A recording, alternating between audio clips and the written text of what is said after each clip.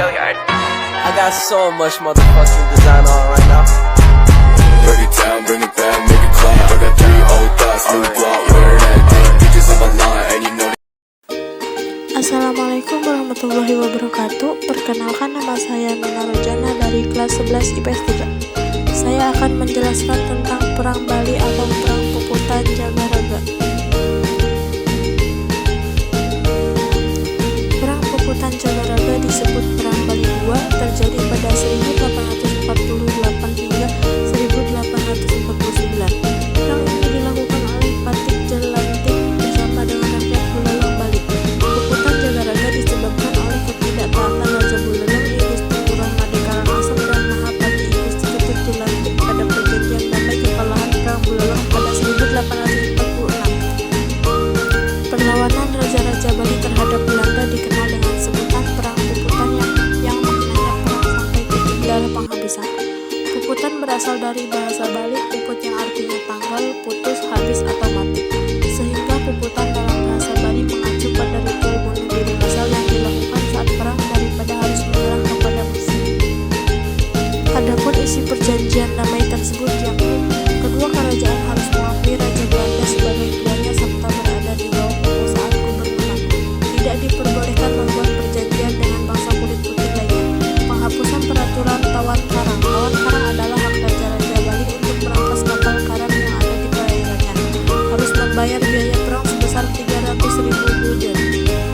Raja Buleleng harus membayar 2/3 dari biaya perang, sedangkan Raja Karangasem membayar 1/3 biaya yang harus dilunasi dalam jangka waktu 10 tahun. Penyebab Perang Jagaraga. Adanya 2 penyebab Perang Jagaraga di Bali. 1. Sebab umum. Belanda memaksakan kehendak untuk menghapuskan hak-hak kekuasaan kerajaan-kerajaan di Bali. Raja-raja di Bali dipaksa mengakui kedaulatan Belanda dan adanya pengibaran bendera Belanda di wilayahnya. Adanya agama Sunda yang dianggap tidak berkeberikamanusiaan di Bali.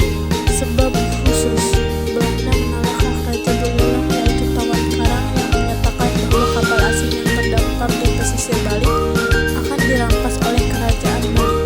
Kronologis Perang Jagaraga di Bali. 14 April 1849, armada perang Belanda sudah mendarat di tepi pantai Desa Samsat. 15 April 1849, pagi-pagi buta Patih Jelantik dengan diikuti oleh laskarnya sekitar 10.000 orang berangkat ke Singaraja pura-pura untuk berunding dengan Jenderal Michels. 16 April 1849, benteng induk Jagaraga jatuh ke tangan serdadu Belanda yang berada di bawah kekuasaan Letnan Kolonel C.A. de Brauw dengan korban besar di pihak Jagaraga. 24 Mei 1849, benteng Kusamba diserang oleh pasukan Belanda yang bergerak dari pelabuhan Padang Bayi. 25 Mei 1849, malam hari menjelang pagi, tiba-tiba perkemahan Belanda diserang oleh pasukan istimewa yang sengaja dikirim dari Kelungkung.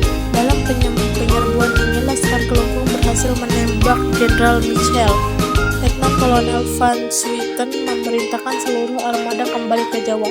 Kematian sang jenderal merupakan kemenangan yang gemilang bagi kerajaan Kelungkung karena sekaligus mengusir Belanda dari wilayah kerajaan Kelungkung. Tokoh Perang Jagaraga. 1. I Gusti Ketut Jelantik. I Gusti Ketut Jelantik adalah pahlawan nasional Indonesia yang berasal dari Karangasem, Bali. Ia merupakan patih kerajaan Buleleng. Ia berperan dalam Perang Bali, Perang Jagaraga, dan Perang Bali yang terjadi di tahun 1849. Dalam perang terakhir ia pun gugur.